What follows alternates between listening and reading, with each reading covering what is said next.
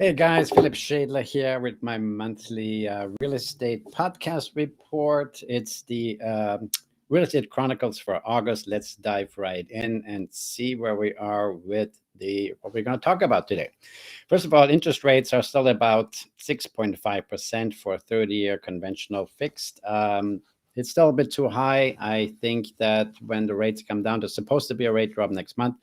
Title fraud is on the rise. What can you do to protect yourself and freeze your credit with TransUnion, Equifax, and Experian? I'm going to talk about that because a client of mine got a phone call from his utility company where a gentleman was trying to change the title into his account into his name.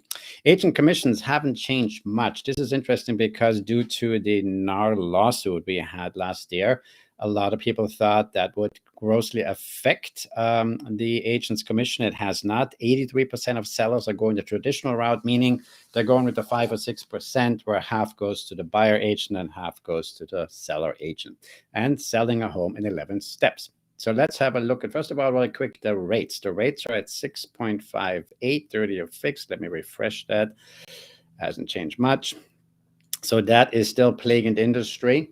We have also what's plaguing the industry, or going to be an issue maybe, is that we've talked about that before. $56 billion worth of U.S. homes were purchased from foreigners, from outside of America, from April 2024 to March 2025. And this is an increase of 33%.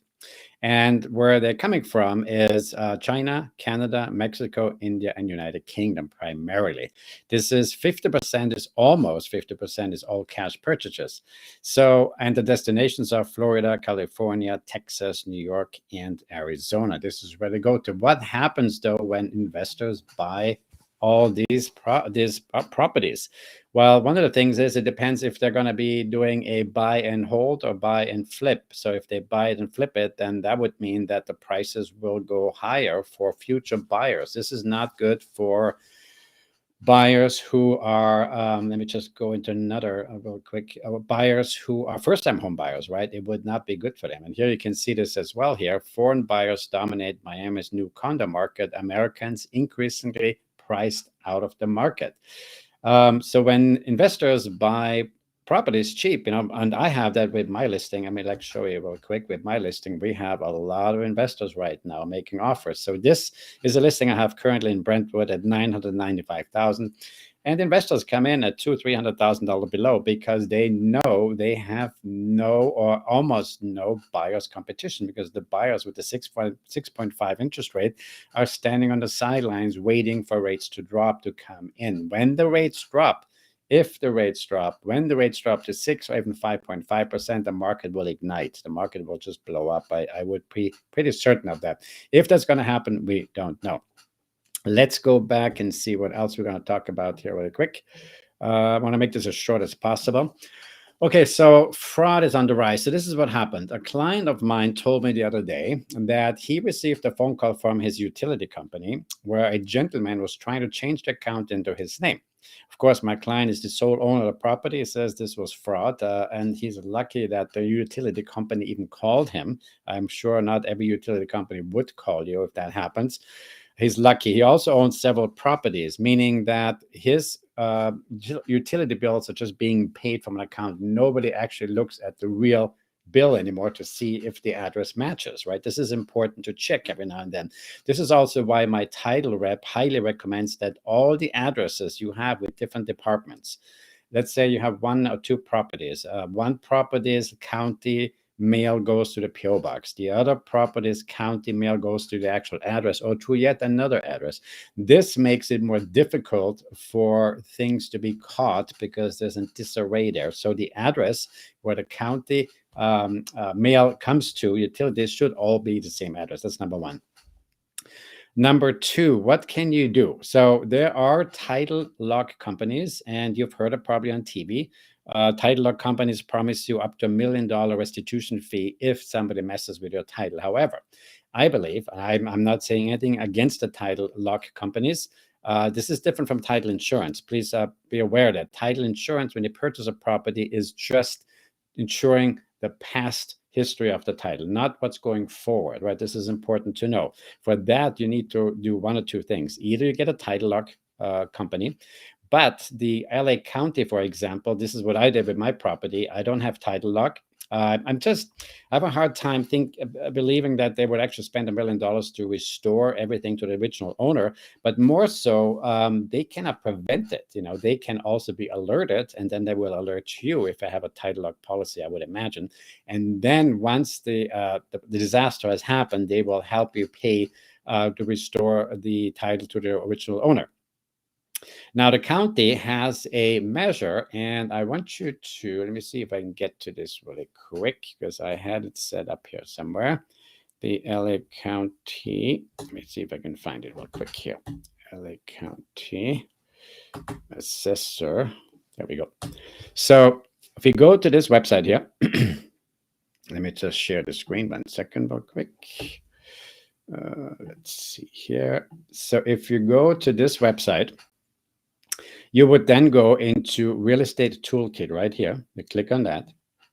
You then scroll down on the left side until you see Homeowner Alert Service. You click on that. You then see this page pop up, Register Today. And this is where you put in your information, your first name, last name, and everything that you have on your title, right? It has to match the phone numbers, the last name, first name. This is very important. This will help you get an alert the moment something happens to your title with the county. So in other words, if somebody tries to change the title, they will have a tough time, because you will get an alert that somebody's trying to do that, and then you can prevent it before the disaster turns into a real disaster, right? I would also recommend, this is what I have done, is to freeze your credit with TransUnion, Equifax, and Experian. And here's why. The crooks who try to get access to your title, they may not necessarily sell your house behind your back without knowing you, but what they may be able to do is they may be able to open up an account with your stolen identity and take a loan out against your property, which is also a huge nightmare to fix afterwards, right? So these are my recommendations for homeowners. Go to the LA County, register for this, what I just showed you. It literally takes a minute. And then also consider freezing your credit. The downside is you're going to have to unfreeze or thaw your credit every time you get a new credit card or buy a car or something. But you know what? It's worth the headache, I think, to be safe, right? Let's go back into what else we had to share here really quick. Interest rates, we got that. So freeze your credit. So agent commission, this is interesting. So the new rules, as you can see here, were supposed to stunt agent commissions, right? Brokerages say that has not happened. And I've talked to several brokers now. This is interesting because I don't have any actual data, but I spoke to several brokerages and brokers and also real estate agents who've been in the business for a long time. And they also do a lot of volume, and they see that about 83% of the sellers go the traditional route.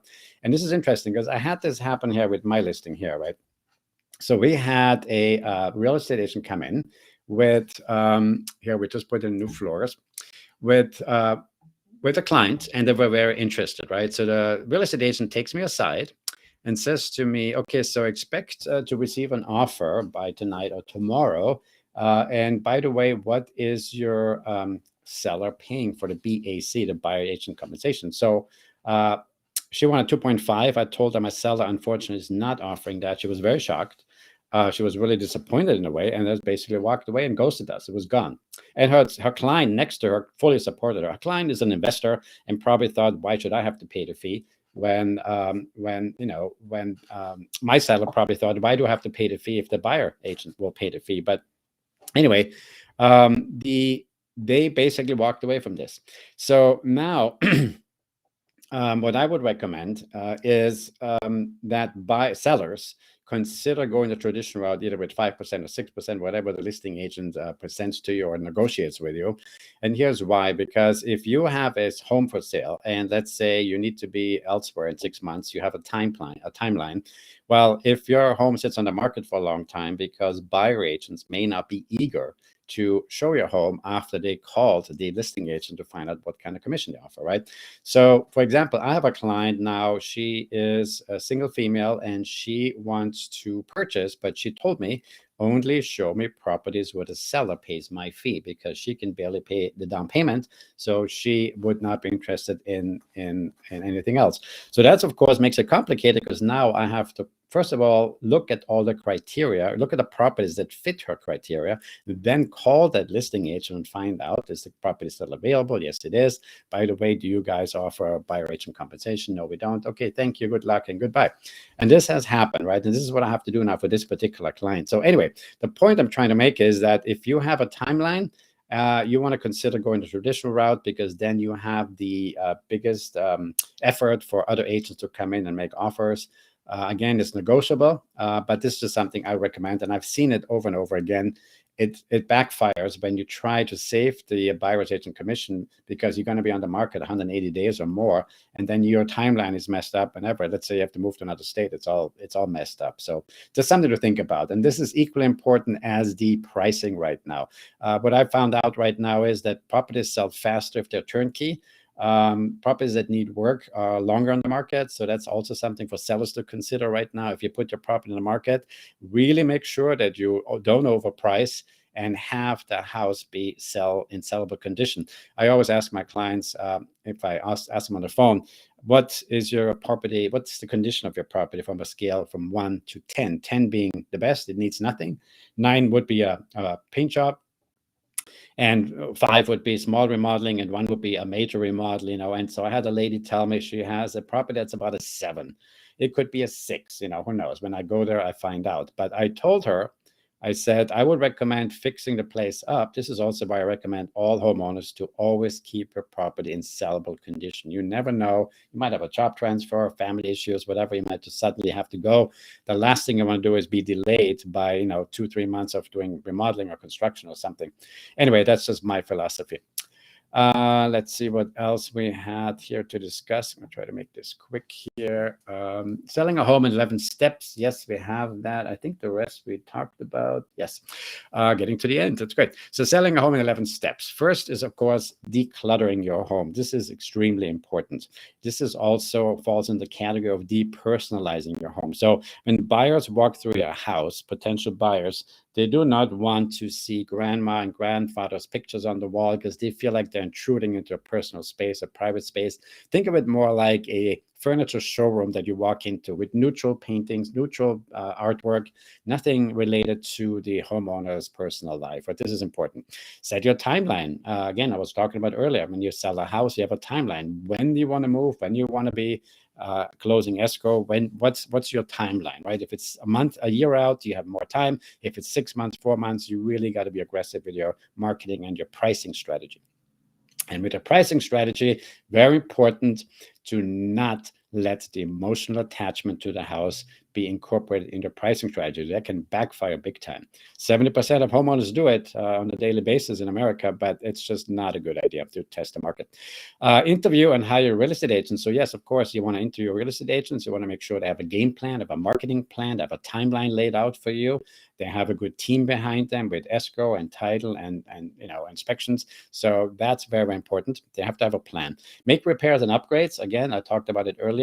From a scale from 1 to 10, you want your property to be a 10. That's including the curb appeal outside and the landscaping. Set the list price and contingencies and exclusions. Again, very important to do that and be really modest about your pricing right now. This is an investor's buyer's market right now, not even a buyer's market. Buyers have an advantage because there's no competition. If you have cash, investors have cash. Investors take advantage of the fact that there's no buyer competition and you go really, really low. So, but that's not really what you should be looking at. You should be looking at market value. So a real estate agent should really be coming with a CMA to your listing appointment with a comparative marketing analysis, showing you what properties have sold that are similar in size and features in a half a mile or mile radius, depending on the density of the population there. Gather paperwork on past repairs and renovations. Yes, that's helpful, for sure. Prepare for showings and open houses. Again, make sure if you have pets, there's no odors. The house should smell clean. Shouldn't be anything there that makes people kind of turn around and walk out. And scent is a big thing of that. Consider the offers. Again, when offers come in, don't knock them out right away. Counter, try to make something work.